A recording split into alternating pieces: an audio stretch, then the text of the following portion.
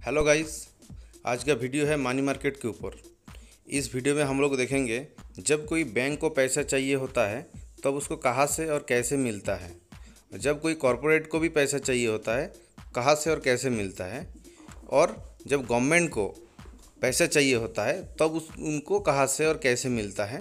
तो ये सब कुछ हम लोग जानेंगे इस वीडियो के जरिए। तो आप लोग बने रहिए इस वीडियो के साथ एंड तक। सबसे पहले हम लोग मार्केट का बेसिक कॉन्सेप्ट देखते हैं।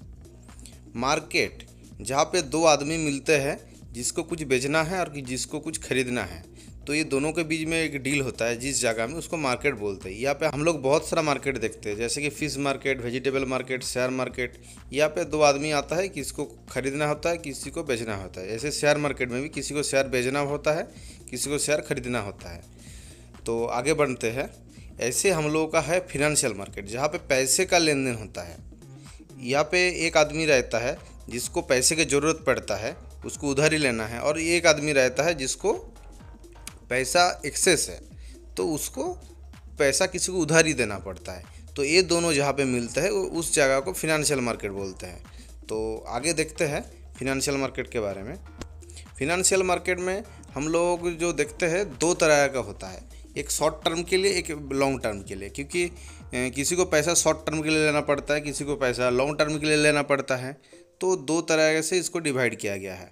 एक है मनी मार्केट, जहाँ पे एक साल के अंदर किसी को पैसा चाहिए होता है, या तो एक साल के अंदर एक साल के लिए किसी को पैसा देना पड़ता है, तो मनी मार्केट के ज़रिए वो लेन देन करते हैं। और एक है कैपिटल मार्केट, किसी को अगर लंबे टाइम के लिए, एक साल से ज़्यादा टाइम के लिए अगर किसी को पैसा देना पड़ता है, या तो किसी को पैसा लेना है एक साल से ज़्यादा टाइम के लिए, वो कैपिटल मार्केट में डील करते हैं। और मनी मार्केट को रेगुलेट करता है आरबीआई, कैपिटल मार्केट को रेगुलेट करता है सेबी। तो अब हम लोग अभी देखेंगे मनी मार्केट को। मनी मार्केट के इंस्ट्रूमेंट क्या है, किस किस जरिए सब पैसे उठाते हैं या तो पैसे देते हैं। तो सबसे पहले हम लोग देखेंगे बैंक को जब पैसा चाहिए होता है उसको कैसे पैसे मिलता है। जैसे हम लोगों को अगर पैसे चाहिए होता है, हम लोग क्या करते हैं, हमारा सबसे पहले हमारे पिताजी को बोलते हैं। ऐसे बैंक सबसे पहले आरबीआई को बोलते हैं उसको जब पैसा चाहिए होता है। नंबर 1 में देखेंगे, बैंक को जब पैसा चाहिए होता है आरबीआई से, तब वो रिपो रेट के ज़रिए पैसा लेता है। ये 90 दिन के लिए होता है, 4% इसका फिक्स्ड रेट होता है। अभी वो कभी बीच बीच में वो चेंज भी होता है रेट ऑफ इंटरेस्ट, अभी 4% है। तो अगर बैंक को 90 दिन के लिए पैसा चाहिए होगा तो आरबीआई से पैसा लेगा रिपो रेट के ज़रिए। सेकंड आता है बैंक रेट। अगर ज़्यादा दिन के लिए चाहिए होता है, एक साल तक, एक साल के लिए पैसा चाहिए होता है, तो वो बैंक रेट में लेता है, उसका रेट ऑफ इंटरेस्ट 4.25 रहता है। और एक होता है एमएसएफ, मार्जिनल स्टैंडिंग फैसिलिटी, ये एक दिन के लिए होता है, इसका भी रेट ऑफ इंटरेस्ट 4.25% होता है। और एक चीज़ हम लोगों को जानना जरूरी है, ये बैंक रेट बोल के कुछ नहीं होता है। एक्चुअल में क्या होता है, बैंक रिपो रेट के ज़रिए पैसा उठाते हैं 90 दिन के लिए जो होता है। अगर 90 दिन के अंदर वो आरबीआई को पैसा चुकता नहीं कर पाता है, वो तब बैंक रेट में शिफ्ट हो जाता है। और ये भी एक देखना है, जो 4% में लेता है, अगर वो पैसा नहीं दे पाया तो रेट ऑफ इंटरेस्ट भी ज़्यादा होना चाहिए, इसीलिए 4.25 होता है। तो आगे देखते हैं, अगर बैंक को आरबीआई से पैसा मिल गया, फिर उसको और भी पैसा चाहिए, तब वो क्या करे। जैसे हम लोगों को अगर और भी पैसा चाहिए होता है तो फिर हम लोग क्या करते हैं, पिताजी से तो ले लिए, फिर हम लोग हमारा दोस्त लोगों को बोलते हैं। ऐसे बैंक को जब अगर कोई बैंक से पैसा लेना पड़ता है, तो वो कैसे लेता है, वो कॉल मनी के ज़रिए लेता है। अगर एक दिन के लिए उसको पैसा चाहिए कोई बैंक को, तो दूसरा बैंक से कॉल मनी के ज़रिए एक दिन के लिए पैसा उठा सकते हैं। अगर उसको एक दिन से लिए ज़्यादा टाइम के लिए चाहिए, 2 से 14 दिन के लिए, तो वो नोटिस मनी के ज़रिए लेता है। और एक साल के अंदर, एक साल तक अगर लेना है तो टर्म मनी के ज़रिए लेता है। यह भी ऐसा ही होता है, एक दिन के लिए पैसा लेता है, अगर वो चुकता नहीं कर पाता है तो वो नोटिस मनी में शिफ्ट हो जाता है, वो 14 दिन तक रहता है। अगर 14 दिन तक भी वो पैसा नहीं दे पाता है तो वो टर्म मनी में शिफ्ट हो जाता है, जो एक साल के लिए होता है। यहाँ पे कोई रेट ऑफ इंटरेस्ट फिक्स्ड नहीं है, यहाँ पे अलग अलग है, वो जैसे डील करता है उस हिसाब से रहता है। तो आगे देखते हैं। आगे अगर बैंक को सपोज 200 लोगों से भी ले लिया, अभी अगर फिर भी और भी पैसा चाहिए, तो वो क्या करते हैं, तो वो पब्लिक से पैसा उठाते हैं। तो पब्लिक से कैसे उठाते हैं, तो वो सर्टिफिकेट ऑफ डिपॉजिट इशू करता है, इसको सीडी भी बोलते हैं। तब वो क्या करता है, इसको इशू करते हैं। सपोज किसी को वो पैसा लेना है, सपोज एसबीआई को 100 करोड़ लेना है, तब वो क्या करेगा, सर्टिफिकेट ऑफ डिपॉजिट इशू करेगा और इसके जरिए वो 100 करोड़ उठाएगा।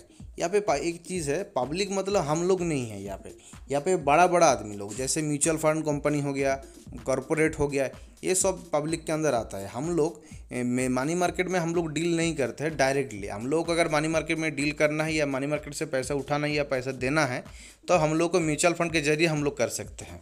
म्यूचुअल फंड में मनी मार्केट बोल के एक फ़ंड है। तो इस टाइम कैसे होता है, सपोज बैंक को पब्लिक से पैसा चाहिए तो उस टाइम पे आ जाएगा टीसीएस देखेगा बैंक को 100 करोड़ चाहिए, एसबीआई को, एसबीआई भी अच्छा है तो मेरे पास 100 करोड़ है तो मैं बैंक को दे देता हूँ 100 करोड़, वो मेरा पैसा भी सेफ जगह में रहेगा। तो वो टीसीएस क्या एसबीआई को बोलेगा तो ले लीजिए मेरा 100 करोड़, तो इसका बदले में मुझे कुछ गारंटी भी दीजिए। तो वो क्या करेगा, स्टैम्प पेपर में वो सब कुछ लिख देगा, वही जो स्टैम्प पेपर में सब कुछ लिखेगा उसी का नाम ही है सर्टिफिकेट ऑफ डिपॉजिट। देखते हैं इसका क्या क्या टर्म रहता है। सर्टिफिकेट डिपॉजिट को इशू करता है बैंक और कोई भी फिनेंशियल इंस्टीट्यूट ही इसको इशू कर सकता है और ये मिनिमम 1 लाख का होता है। ये जो सर्टिफिकेट डिपॉजिट एक जो बॉन्ड बन जाता है वो ये मिनिमम 1 लाख का होता है। अगर किसी को भी पैसा देना है बैंक को तो मिनिमम 1 लाख रुपया देना पड़ेगा। तो ऐसे 1 लाख का ये बनता है। और इसको मैच्योरिटी क्या होता है, ये मिनिमम 7 दिन के लिए भी होता है और मैक्सिमम 1 साल के लिए होता है। तो ये 2 तरह का होता है, 7 दिन के लिए 1 साल के लिए। तो आगे देखते हैं। आगे अगर कोई कॉरपोरेट को पैसा उठाना है पब्लिक से तब वो क्या करते हैं, जैसे कॉरपोरेट मतलब टीसीएस हो गया, रिलायंस हो गया, टाटा हो गया, एलएनटी हो गया, ये सब को भी बिजनेस के लिए पैसा उठाना पड़ता है। तो वो मनी मार्केट के ज़रिए कैसे उठाते हैं, तो वो कॉमर्शियल पेपर इशू करते हैं। ऐसे ही अगर उसको गारंटी के हिसाब से कुछ देना है तो वो एक बॉन्ड लेकर और उसमें सब कुछ लिख देगा, वो बॉन्ड का नाम हो जाता है कॉमर्शियल पेपर। इसका क्या टर्म है, ये इशू करते हैं कोई भी एक कॉरपोरेट, जैसे टीसीएस, रिलायंस, टाटा, एलएनटी, ये लोग इसको इशू करते हैं। इसको डीलिंग कौन करते हैं, जैसे कोई ब्रोकर बैंक इसको डील करता है। टीसीएस डायरेक्ट डील नहीं करेगा, टीसीएस डायरेक्ट उसको बेचने नहीं जाएगा, वो कोई एक बैंक को लेगा, जैसे एसबीआई या तो एक्सिस बोलेगा, उनको बोलेगा बेचने के लिए और उनको कमीशन दे देगा। तो वो बैंक आ जाएगा, सपोज एक्सिस आ गया और एक्सिस उसको बेचेगा, वो कमीशन भी मिल जाएगा उसको। ये भी मिनिमम 1 लाख का होता है। अगर किसी को इसमें कॉमर्शियल पेपर खरीदना है तो 1 लाख से खरीद सकते हैं। और इसका भी मैच्योरिटी पीरियड मिनिमम 7 दिन के लिए होता है, मैक्सिमम 1 साल के लिए होता है। तो आगे देखते हैं। आगे अगर कोई गवर्नमेंट को पब्लिक से पैसा उठाना पड़ता है तो कैसे उठाएगा और क्या करेगा। सब गवर्नमेंट को भी बहुत पैसा का ज़रूरत पड़ता है, अगर उनको भी बहुत सारा रोड बनाना पड़ता है, हॉस्पिटल बनाना पड़ता है, तब अगर गवर्नमेंट के पास पैसा नहीं होगा तो पैसे कहाँ से और कैसे उठाएगा। वो मनी मार्केट के जरिए उठा सकते हैं, ट्रेजरी बिल इशू करके, इसको टी बिल भी बोलते हैं। तो एक ट्रेजरी बिल इशू करेगा, उस जैसे एक सिक्योरिटी चाहिए होता है, उस सिक्योरिटी का नाम हो जाएगा ट्रेजरी बिल, उसमें सब टर्म लिख देगा। उसमें क्या क्या टर्म रहता है, इसको इशू करते हैं गवर्नमेंट ऑफ इंडिया, इसको इशू करते हैं। और इसको डील कौन करते हैं, आरबीआई। तो गवर्नमेंट ऑफ इंडिया तो खुद जाके उसको बेचने नहीं जाएगा, तो आरबीआई को बोलेगा उसको बेचने के लिए, उसको डील करेगा आरबीआई। और इसमें मिनिमम इन्वेस्टमेंट जो रहता है 25,000 रहता है। अगर किसी को भी इसमें इन्वेस्ट करना है पड़ता है मिनिमम 25,000 का, तो 25,000 करके करके एक ट्रेजरी बिल बन जाता है।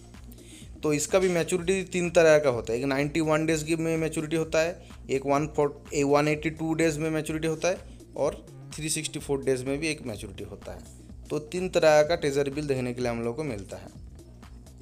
तो ये ट्रेजरी बिल के जैसे ही और एक है, गवर्नमेंट जो पैसा उठाते हैं उसको बोलते हैं कैश मैनेजमेंट बिल, सीएमबी भी बोलते हैं। इसमें भी सब सेम है, इसको भी इशू करते हैं गवर्नमेंट ऑफ इंडिया, इसमें भी डीलिंग करते हैं आरबीआई। इसका भी मिनिमम 25,000 से स्टार्ट होता है और इसका मैच्योरिटी होता है लेस देन 91 डेज़। इसको क्यों लेके आया है, ट्रेजरी बिल 91 डेज़ से स्टार्ट होता है। अगर किसी को 91 डेज़ के कम में अगर पैसा चाहिए होता है तो वो सीएमबी के ज़रिए पैसा लेता है या तो देता है। तो यहाँ पे हम लोग मनी मार्केट के बारे में देखें और समझे। अगर इस वीडियो को आपको अच्छा लगता है तो लाइक, शेयर और कमेंट कर दीजिए और इस चैनल को सब्सक्राइब करना ना भूलिए। तो थैंक यू।